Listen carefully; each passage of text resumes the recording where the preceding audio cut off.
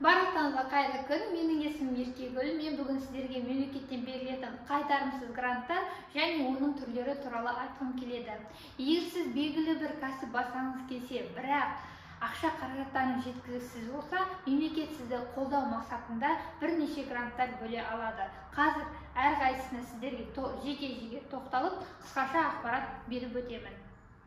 Ең бірінші, ең қарапайым түрінен бастасақ, ол бізде гранттың атауы бизнес бастау. Грантқа бөлінетін сома 400 мрп. 2023 жылы ол 1 миллион 380 мың теңгені құрайды.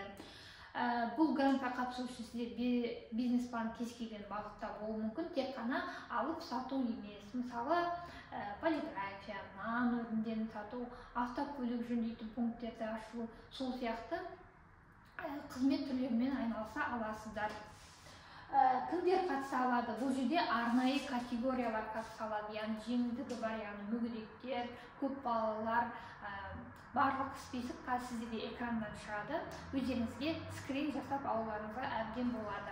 Оларға мүгедектер, қандастар, өңір аралық қоныс аударушылар, аз қамтылған отбасы мүшелері, яғни АСП алатындар, көп балалар, мүгедектігі бар балалар асыраушылар және асыраушыдан айырылу бойынша жәрдемақы алатын адамдар кіреді. Өткізетін уақыты бір жылдан 4 рет өткізеді. Әр 2 немесе 3 ай сайын поток ашылады. Сол кезде қатысып қалыңыздар. Өтінім беру үшін сіздер business.еңбек.kz сайтына тіркеліп, сол арқылы өтінім беріп, ары қарай осы грантқа қатыса аласыздар. Келесі гранттың түрі бізде тәуелсіздік ұрпақтары деп аталынады. Бұл грантқа 3 миллионға дейінгі ақша қаражаттары бөлінеді. Қандай бизнес план керек десеңіздер, бұл грантқа қатысу үшін сізде тың идея болу керек. Және ол идея ғылым, мәдениет, бизнес, ақпараттық технология және медиа саласында қамтылуы керек. Бұл грантқа 14 пен 35 жас аралығындағы кез келген адам қатыса алады. Яғни бұл жерде сізде ИП немесе жұмысыңыз бар, немесе туыңыз бар, маңызды емес. Сізден керек етілетін талап тек қана тың идеяның болуы. Бұған тіпті мектеп оқушылары да қатыса алады. Құрметті мектеп мұғалімдері, егер сіз балаңызды жыл сайын өткізетін ғылыми жобаларға қатыстыратын болсаңыз, ғылыми жобаңыз осы саланың аясында болса, бұл грантқа сіздер де қатыса аласыздар. Өткізетін уақыты мен тек жоба бойынша айтамын. Мысалы, 2023 жылы бұл тамыз және қыркүйек айларында өткізілген болатын. Келесі жылы мүмкін осы айлардан немесе сәл бұрын, немесе сәл ерте өткізуі мүмкін.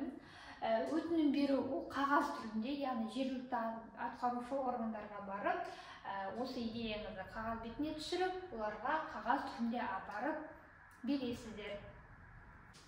Келесі грант бізде инновациялық жобалар деп аталынады. Бұны жұрттың бәрі 5 миллионды грант деп атап кеткен. Негізгі бұл гранттың атауы инновациялық жобалар. Бұл грантқа сізге 5 миллион теңгеге дейінгі ақша қаражаттары бөлінеді.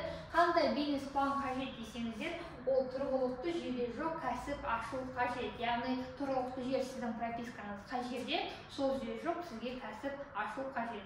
Мысалы, былтырлары бізде жылыжай, ұлттық өнімдерді шығару және туризм саласындағы бизнес пландар грантты ұтып алған болатын. Кімдер қатыса алады? Бұған ИП және ТО, крестьянское хозяйствоңыз бар болса, қатыса аласыздар. Өткізетін уақыты шамамен қыркүйек немесе қазан айларында. Бұл нақты жауап емес, себебі әр жыл сайын оның өткізетін уақыты өзгеріп отырады. Бір ай кейін немесе бір ай дейін болуы әбден мүмкін. Өтініш беру, сіздер өтінішті қолдау.kz сайты арқылы беріп, тіркеліп, өтініштеріңізді бере аласыздар. Келесі грант бізде бәсекеге қабілеттілік деп аталынады. Бұл грантқа бөлінетін ақша қаражаттарының мөлшері 10 миллион теңгеге дейін.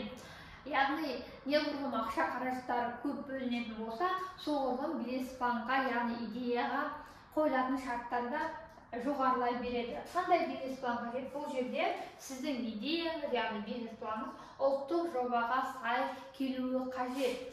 яғни 5 миллионда сізде тұрғылықты жерде жоқ кәсіп ашсаңыз, мына жерде ұлттық жоба алса, яғни республика көлемінде халыққа пайдасы тигізетін жоба болу қажет. Ұлттық жоба дегеніміз не десеңіздер, қазір сіздерде экранда шығады, солардан скрин жасап алыңыздар.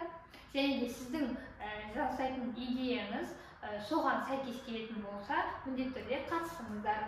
Ұлттық жобаға бізге дені сау, ұлт білімді, ұлттық рухани жаңғыру, цифрландыру, кәсіпкерлікті дамыту, қуатты өңірлер, әл-ауқатты арттыру, жасыл Қазақстан, агроөнеркәсіптік кешенді дамыту, қауіпсіз ел ұлттық жобалары кіреді.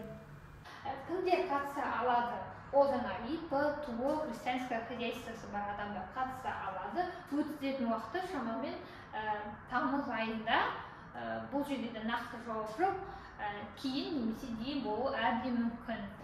Грантқа қатысу үшін кезекте.kz сайтына тіркеліп қатыса аласыздар. Сонымен мен сіздерге осы гранттар туралы қысқаша айтып өттім. Егер сізде тың идея, күшті бизнес-план болса, міндетті түрде қатысыңыздар. Егер осы Қазақстанның өнеркәсібін дамытамын, мемлекетке пайдалы боламын десеңіздер, мемлекет сіздерді міндетті түрде қолдайды. Сіздер мемлекетті ұмытпаңыздар, мемлекет сізді ұмытпайды. Алдағы уақытта осы гранттар туралы жаңа ақпаратты және басталу уақытын Инстаграм парақшасында жариялап отырамын. Менің Инстаграм және YouTube каналына тіркеліңіздер. Және қандай да бір сұрақтарыңыз қалса, комментарий қалдырыңыздар. Рахмет.